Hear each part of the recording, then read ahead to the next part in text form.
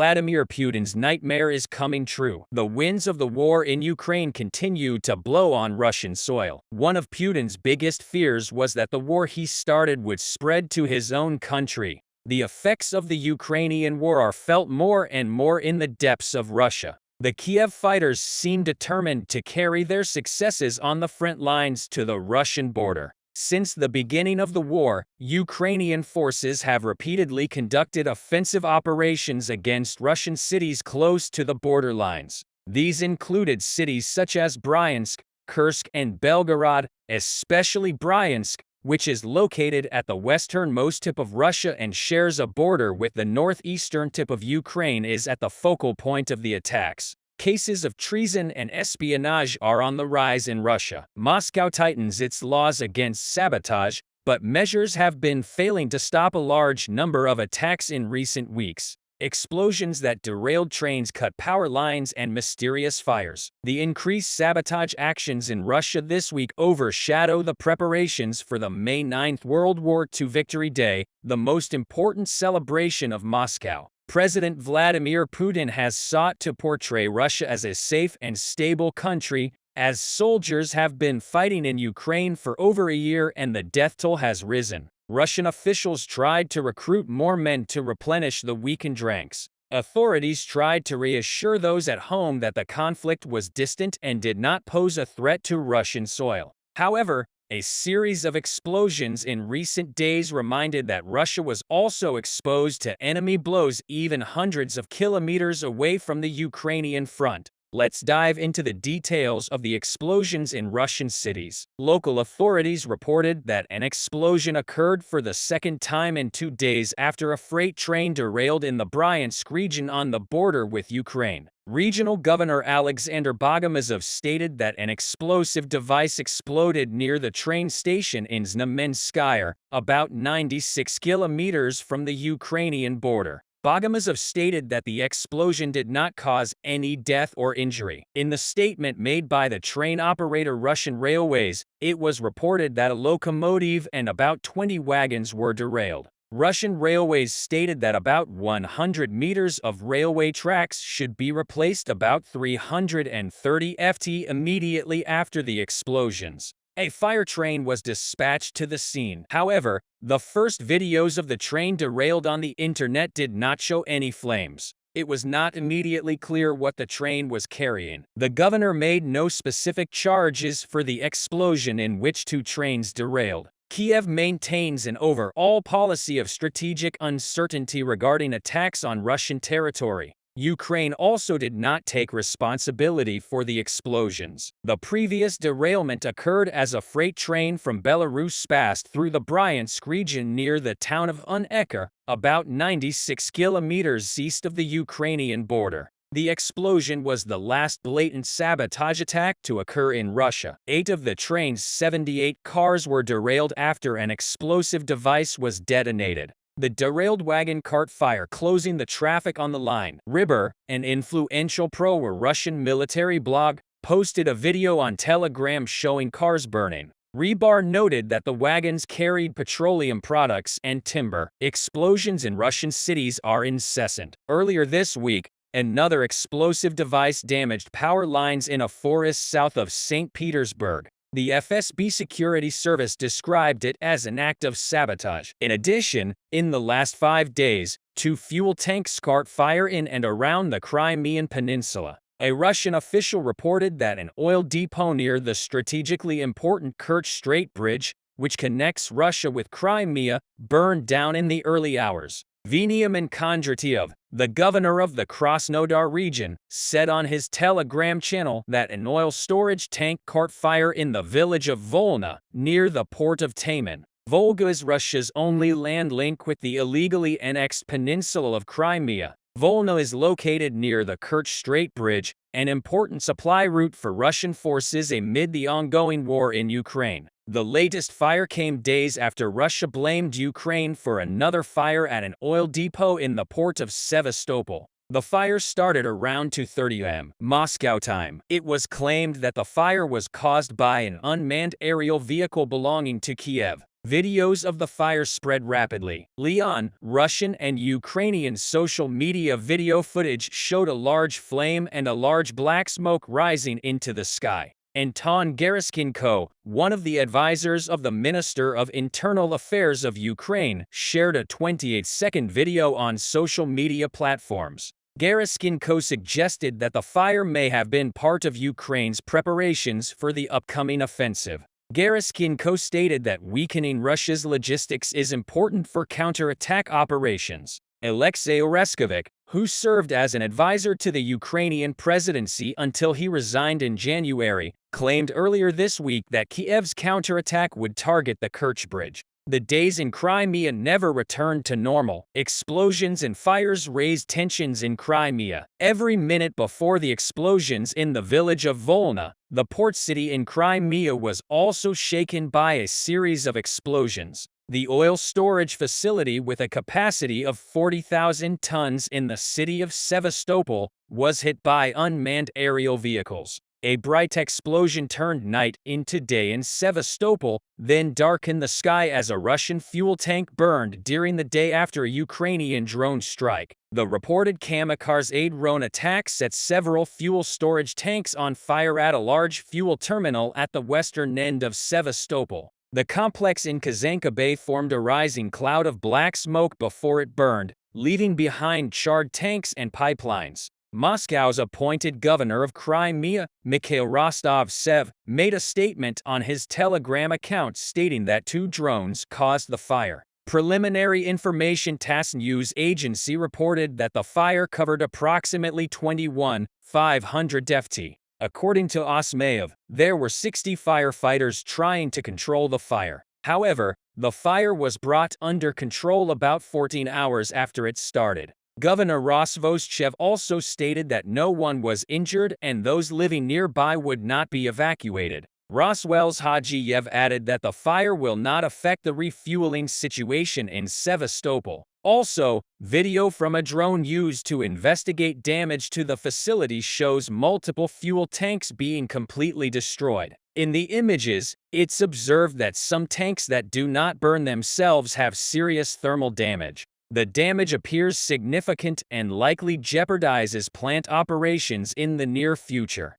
Whatever the potential impact on operations, no Russian supply officer would want so much fuel and infrastructure to evaporate. The problem is not the fuel lost, but the loss of the ability to conserve large amounts of fuel in the future. The Ukrainian Armed Forces announced in a statement that the attack on an oil reserve in the Russian-annexed region of Crimea is part of preparations for the upcoming spring counter-offensive. On the other hand, Ukraine can counterattack at any moment considering this possibility. Russia is increasing its measures. In addition to strengthening its defense lines, Moscow is canceling its important celebrations. The May 9th parades have also been cancelled in more remote Russian regions outside of major cities near the Ukrainian border. For now, the main parade on Red Square in Moscow will still continue. The main challenge for the authorities is to ensure that everything goes smoothly.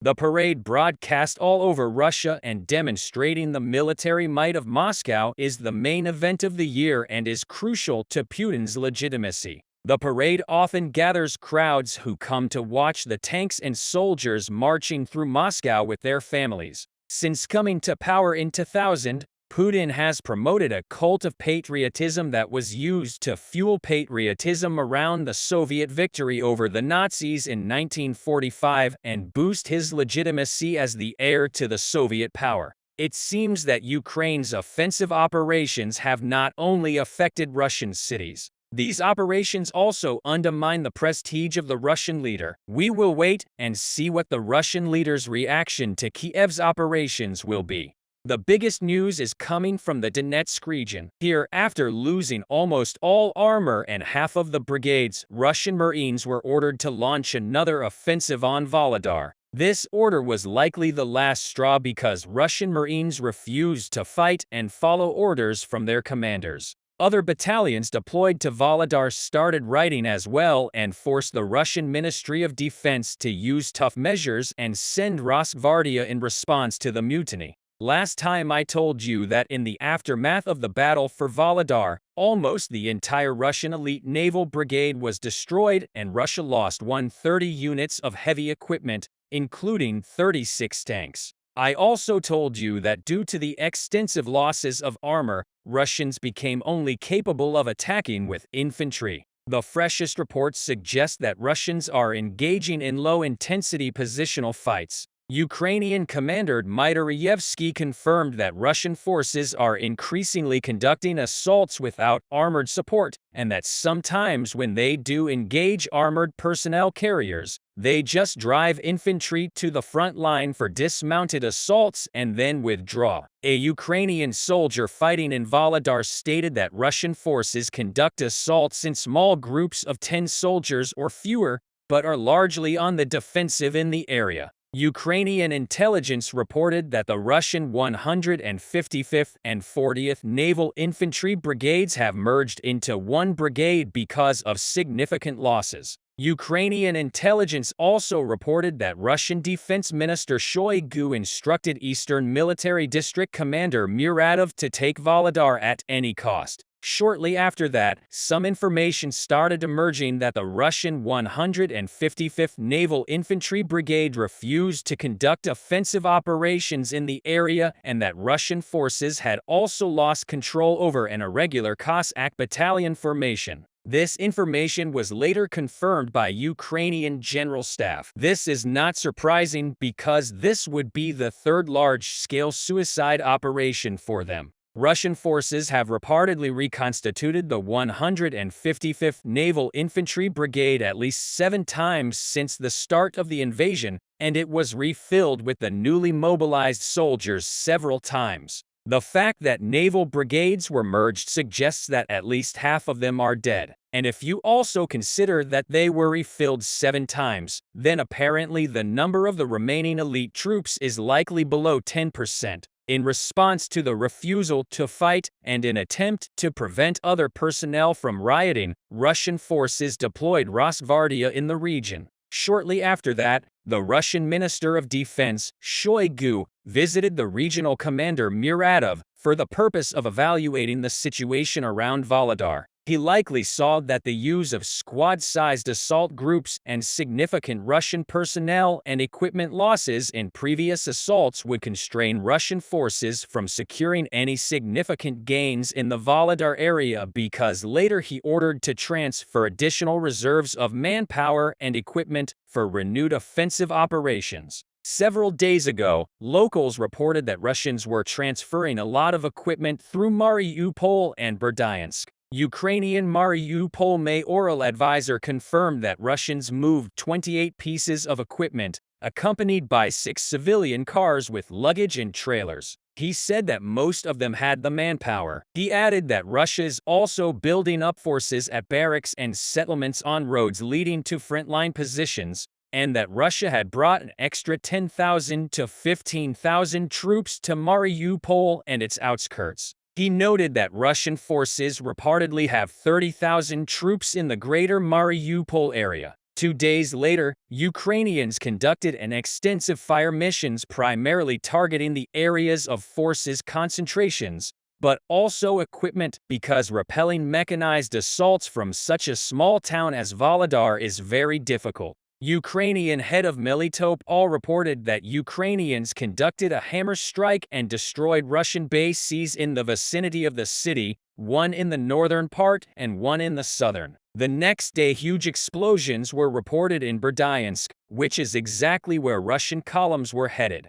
Overall, Russian assault units deployed in Volodar were depleted to the point where Russians had to merge brigades together to make a full one. The morale of Russian soldiers is so low in this region that they refuse to launch another offensive operation. After investigating the Volodar case, the Russian Ministry of Defense urgently started taking action to restore the combat capability of this group, primarily by relocating additional troops in the region. In the meantime, Ukrainians exploited the opportunity to destroy several Russian bases with the newly arrived forces who were temporarily concentrated in one place. One of the most important developments in the Russia-Ukraine war is undoubtedly fires since the day Putin started his invasion of Ukraine. The number of fires in Russia with unknown causes has been increasing. These fires usually occur at military points and official buildings belonging to the invaders. Considering the location of the fires, war commentators make predictions about the cause of the fires. It is assumed that the fires, which caused huge losses for Russia, were initially set by Ukrainian sabotage and partisan groups,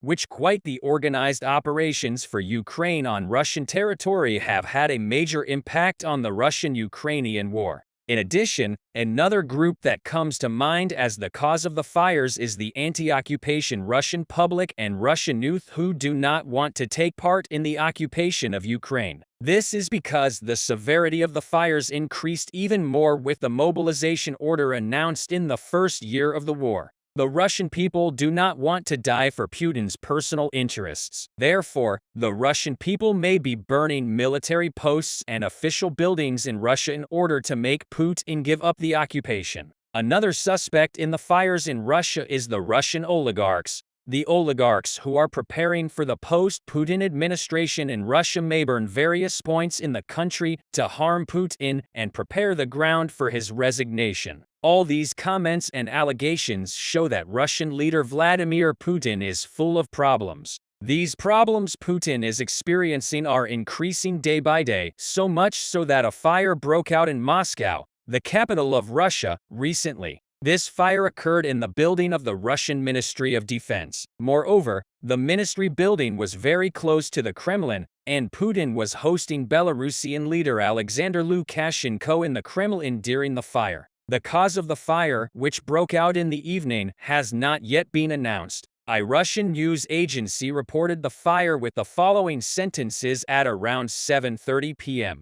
In one of the administrative buildings of the Defense Ministry in Moscow, officials detected smoke in the building. The fire brigade and emergency services arrived on the scene. Thousands of social media users shared images of the fire that broke out and the Russian Defense Ministry building on Moscow's Namenka Street. In the shared images, the dark clouds rising from the ministry building are clearly visible. After the fire in the Ministry of Defense building, the Russian Ministry of Emergency Situations sent its teams to the region. Dozens of fire brigades intervened in the fire, along with search and rescue teams in the region. According to Russian sources, there were no casualties or injuries as a result of the fire. 50 people in the building were evacuated. The time and place of the fire is very significant because the building that caught fire in Moscow is an important building known as the Paxton House, built in 1987. The fire is believed to have started in the military property section of the Russian Ministry of Defense building, which deals with facilities across the country.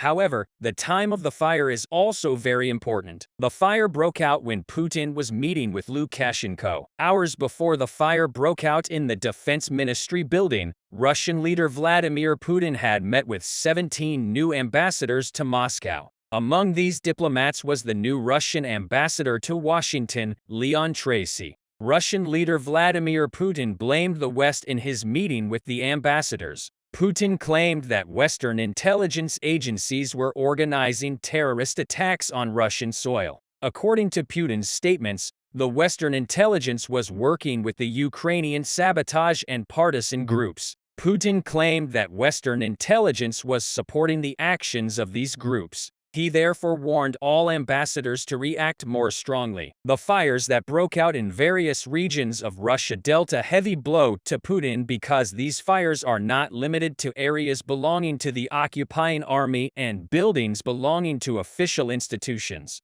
In Russia, fuel depots, natural gas and oil pipelines are the main areas that are on fire. Putin was able to resist the sanctions imposed by the West and European countries through the supply of natural gas, and oil is losing this power one by one. The explosions in pipelines and fuel tanks seem to be preparing the end of Putin. Russia's defeat against Ukraine is now clearly visible. The Russian media is trying to hide this fact, but without success. Even Russian citizens and former Russian commanders are calling the Russian media liars. Igor Girkin, former Minister of Defense of the Donetsk People's Republic and an officer of the Russian Federal Security Service, said that the Russian media is hiding the truth about what is happening in Ukraine. This behavior of the Russian media harms Russia, Girkin said. It has a very negative impact on the situation in the whole country, in our entire state. Aware of the realities of the Russian-Ukrainian war, the former Russian commander, Girkin, said that Putin is regressing day by day and that the Russian army will lose the war at this rate.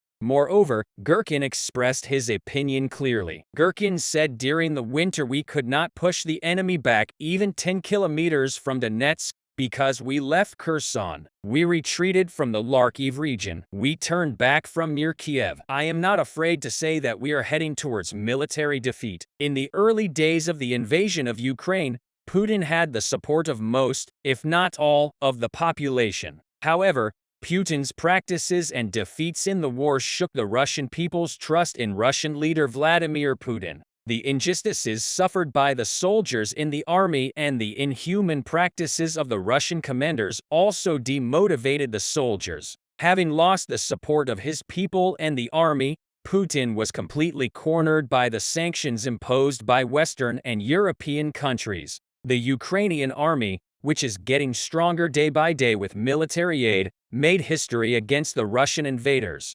Putin, who thought that the war would end in a few days, has lost about 200,000 soldiers and tons of ammunition so far. The losses of the Russian army since the day it started occupying Ukraine are as follows: 176,240 military personnel, 3,629 tanks, 7,005 armored combat vehicles, 2,707 artillery systems, 532 reactive spread fire systems, 288 air defense systems, 306 aircraft, 291 helicopters, 5,573 automotive and tank equipment, 18 military ships and boats, 911 cruise missiles, 2,283 unmanned aerial vehicles, 299 special machines for operational tactical missile systems. It seems difficult for Putin to continue the war with these losses because military personnel and ammunition are essential for success in the war.